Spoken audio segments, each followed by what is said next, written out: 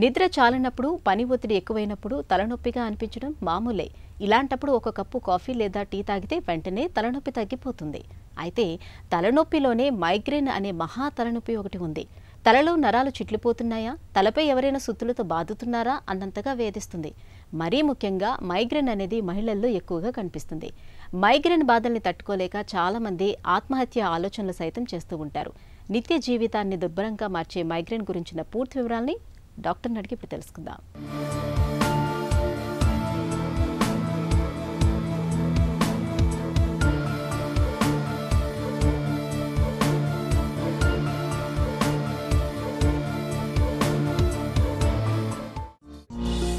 Migraine అంటే ఏంటి, ఎందుకు వస్తుంది?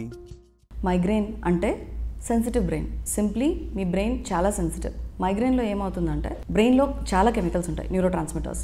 ఈ కెమికల్స్ కొన్ని ఎక్కువ అవ్వడం, కొన్ని తక్కువ అవ్వడం వల్ల మీకు మైగ్రేన్ వస్తుంది.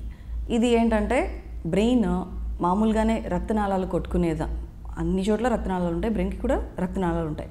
రక్తనాళాలు పల్సటైల్గా ఉంటాయి. సో ఆ పల్సటైలిటీని పెయిన్గా పర్సీవ్ చేస్తుంది మైగ్రేనస్ బ్రెయిన్. అంటే పల్సటైలిటీ మామూలుగా జరిగే ఈ బ్లడ్ వెజల్ కుంచుకుపోవడం, వ్యాకోచించడం అనేది ఇలా నడుస్తూనే ఉంటుంది. With every heart beat, heart కొట్టుకుంటున్న కొద్దీ బ్లడ్ వెజల్ కూడా పల్సేట్ అవుతూ ఉంటుంది. అదే పల్సటైలిటీని పెయిన్గా, నొప్పిగా భావించడం మైగ్రేనస్ బ్రెయిన్ లక్షణం. మహిళల్లోనే మైగ్రెయిన్ ఎందుకు ఎక్కువ?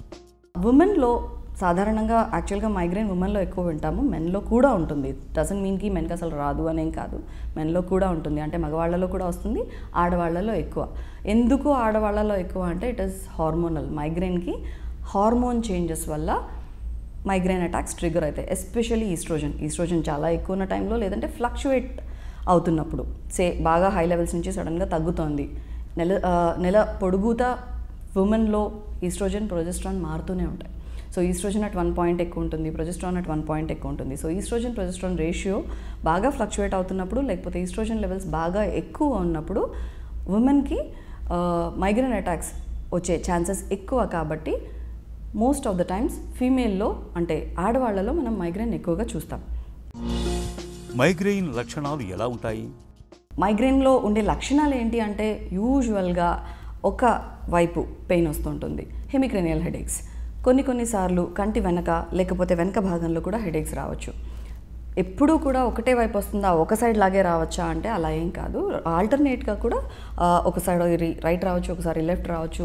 లేదు కంటి వెనక ఇందాక చెప్పుకున్నట్టు, లేదంటే వెనక భాగంలో కూడా హెడేక్స్ రావచ్చు. హెడేక్కి స్పెసిఫిక్ క్యారెక్టర్ ఉంటుంది.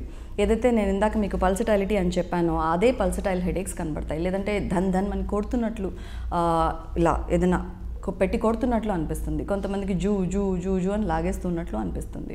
చాలా సివియర్గా ఉండడం వల్ల వీళ్ళు రెగ్యులర్ పని కూడా చేసుకోలేకపోతారు. కొన్నిసార్లు నిద్రలో నుంచే స్టార్ట్ అవుతుంది. తెల్లవారుజామున 3 గంటలకో 4 గంటలకో, లేదు పొద్దున లేవడంతోనో స్టార్ట్ అయిపోతుంది. కళ్ళద్దాలతో మైగ్రేన్ నుంచి ఉపశమనం లభిస్తుందా? కళ్ళద్దాలు ఇండైరెక్ట్గా మైగ్రేన్కి ట్రిగర్స్ ఉంటాయి. నాకు కంటి చూపు సరిగా కనపడడం లేదు, దూరం కంటి చూపు సరిగా కనపడడం లేదు, నేను కాన్సన్ట్రేట్ చేయాల్సి వస్తుంది, ఎక్కువసేపు బోర్డ్ చూస్తున్నాను, లేకపోతే నా వర్కే అలాగా ఎక్కువసేపు స్క్రీన్స్ చూడాల్సి వస్తుంది. అలాంటప్పుడు ఏంటంటే కంటి చూపు సవ్యంగా లేదు. కాబట్టి అద్దాలతో కంటి చూపుని కరెక్ట్ చేయగలిగితే దానివల్ల ట్రిగర్ అవుతున్న మైగ్రేనస్ హెడేక్ని తగ్గించగలుగుతాం. అంతే తప్ప డైరెక్ట్లీ హెల్ప్ చేయవు అద్దాలు. మందులతో మైగ్రేన్ని తగ్గించుకోవచ్చా? మైగ్రేన్ మందులతో ఎలా ఆపగలుగుతాం? మైగ్రేన్ ట్రీట్మెంట్ ఆప్షన్స్ ఏంటి? మైగ్రేన్కి 2 రకాల ట్రీట్మెంట్స్ ఉంటాయి. ఒకటి అటాక్ వస్తే, అంటే తలనొప్పి విపరీతంగా ఉంటే చేసేది అక్యూట్ అటాక్కి ట్రీట్మెంట్. తలనొప్పి రాకుండా చూసుకునేది అంటే ప్రివెంటివ్ మెడికేషన్ ఎవరికి ఇస్తాము అంటే, డిజేబులింగ్ హెడేక్స్ వస్తున్నాయి, ఒకసారి హెడేక్ వచ్చిందంటే నాకు ఆ రోజంతా పోయింది, నేను ఆ రోజు ఏం చేయలేకపోతున్నాను, లైట్ ఆపేసి తలపేసేసుకొని పడుకోవాల్సి వస్తుంది, అంత డిజేబులింగ్ ఉంది అనుకున్న కేసెస్కి ఆ రోజు నుంచే స్టార్ట్ చేస్తాం.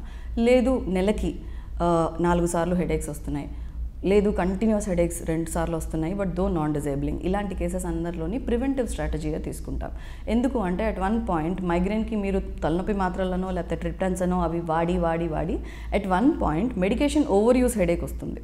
అంటే మందులు వేసుకోవడం వల్ల తలనొప్పికి నొప్పి మాత్రలు వేసుకుంటున్నారు, లేకపోతే ట్రిప్టాన్స్ వేసుకుంటున్నారు, లేకపోతే మైగ్రేన్కి మేము వాడే అక్యూట్ అటాక్లో వాడే మందులు రెగ్యులర్గా వేసుకుంటున్నారు. అంటే వీటన్నింటితోని మైగ్రెయిన్కి ఓవర్ యూస్ హెడేక్స్ కూడా వస్తాయి. అంటే మందులు వాడడం వల్ల హెడేక్స్ రావడం. So medication over use headache అంటే చాలా కష్టం ట్రీట్మెంట్. దానికంటే మైగ్రెయిన్ ట్రీట్మెంటే ఈజీ. సో మైగ్రెయిన్కి ఈ మందులు వాడకాన్ని తగ్గించడానికి ప్రివెంటివ్ స్ట్రాటజీస్ తీసుకుంటాం.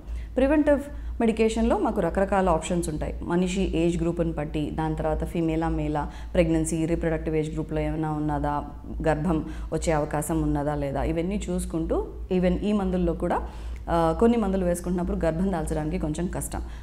హార్ట్కి సంబంధించి ఏమైనా ప్రాబ్లమ్స్ ఆల్రెడీ ఉన్నాయా లేదా, సో ఇలాంటివన్నీ చూసుకుని దాన్ని బట్టి ఏ మందు తనకి సూట్ అవుతుంది, ఆ పేషెంట్కి సూట్ అవుతుంది అనే దాన్ని బట్టి ఆ మందులు ప్రిస్క్రైబ్ చేస్తాం. దాంతోపాటు ఎప్పుడైనా సివియర్ అటాక్ వస్తే వాడడానికి ఏమేమి ఆప్షన్స్ ఉన్నాయో ఆ ఆప్షన్స్ తనకి ఏది సూట్ అవుతుందో అది 1 or 2 ఆప్షన్స్ రాసిస్తాం. మైల్డ్ హెడేక్స్లో పారాసిటమాల్ లాంటిది కూడా సరిపోతుంది. చాలా సివియర్ హెడేక్స్ వస్తున్నాయంటే మాత్రమే మీకు అక్యూట్ అటాక్కి ట్రీట్మెంట్ ఆప్షన్స్ ఉంటాయి. అండ్ ఒకసారి మైగ్రేన్కి ప్రివెంటివ్ మెడికేషన్ స్టార్ట్ చేసాము అంటే మీకు అటాక్ ఫ్రీక్వెన్సీ అంటే తరచుగా వచ్చేది ఎప్పుడో ఒకసారి వస్తుంది.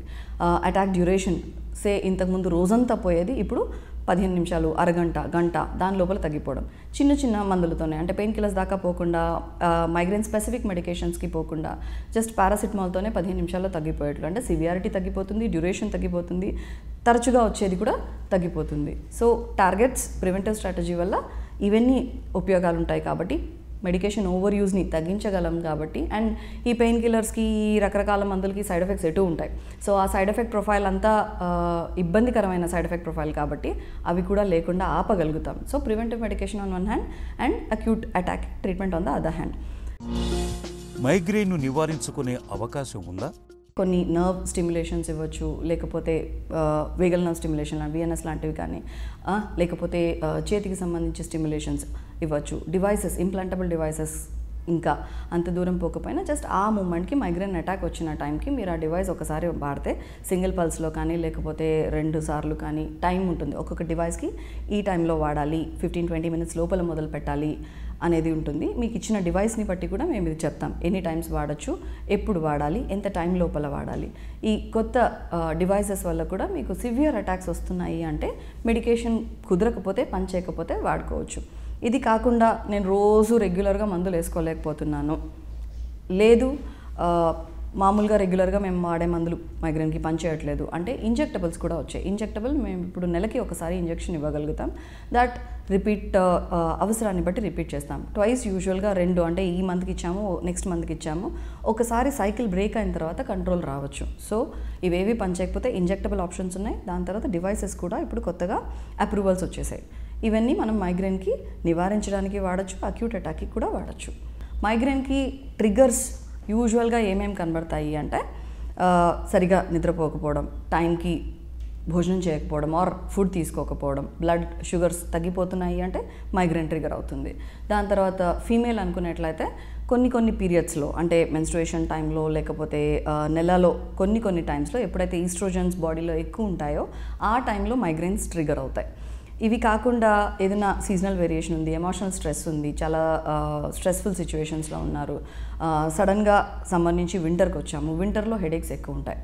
Okay, at the same time excessive physical exhaustion, చాలా ఇప్పుడు సమ్మర్ ఉంది, చాలా బయట తిరగాల్సి వస్తుంది, స్వెట్టింగ్ ఎక్కువ ఉంది, ఇలాంటి కేసెస్లో కూడా మైగ్రేన్స్ ట్రిగర్ అవుతాయి. ఏదైనా ఫుడ్తో ఎలర్జీ ఉంది అంటే కనుక ఆ ఫుడ్ అయితే అవాయిడ్ చేయాల్సి వస్తుంది. ఫుడ్ ఎలర్జీ ఉన్న వాళ్ళకి ఎలర్జిక్ ఫుడ్ వల్ల మైగ్రేన్ ట్రిగర్ అవుతుంది తప్ప ఏదైనా స్పెసిఫిక్ ఫుడ్ తీసుకుంటే ఆ ఫుడ్తో మైగ్రేన్ ట్రిగర్ అవుతుంది అన్నట్లు డెఫినెట్లీ నో, అలాంటివి ఏమీ లేవు. అండ్ నిద్ర అయితే మాత్రం యూజువల్గా మేము చెప్పేది 7 to 8 hours of sleep a day. రోజుకి 7 నుంచి 8 గంటలు నిద్ర కావాలి. అండ్ అట్లీస్ట్ ఒక 4 గంటలు కంటిన్యూస్ స్లీప్ ఉండాలి. నా జాబ్ వల్ల నాకు నిద్ర ఇంటరప్ట్ అవుతుంది, లేదా నాకు చాలా చిన్న పాప ఉంది తన వల్ల నిద్ర ఇంటరప్ట్ అవుతుంది అంటే మినిమం 4 hours కనుక మీరు కంటిన్యూస్ స్లీప్ మెయింటైన్ చేయగలిగి మల్టిపుల్ నాప్స్ మళ్ళీ ఒక 2-3 సార్లు రోజుకు పడుకోగలుగుతున్నారు, టోటల్ 7 to 8 hours తీసుకోగలుగుతున్నారు అంటే కూడా మైగ్రేన్ని మనం అవాయిడ్ చేసుకునే అవకాశం ఉంటుంది. మైగ్రేన్ మొదలైనప్పుడు అది తగ్గే వరకు చాలినంత విశ్రాంతి తీసుకోవాలి. చీకటి గదిలో ప్రశాంతంగా పడుకోవటం మేలు. వెలుతురు, శబ్దాలకు సాధ్యమైనంత దూరంగా ఉండాలి. మైగ్రేన్ బాధలు మరీ తీవ్రంగా ఉన్నప్పుడు డాక్టర్ని సంప్రదించి తగిన వైద్య సాయం తీసుకోవాలి.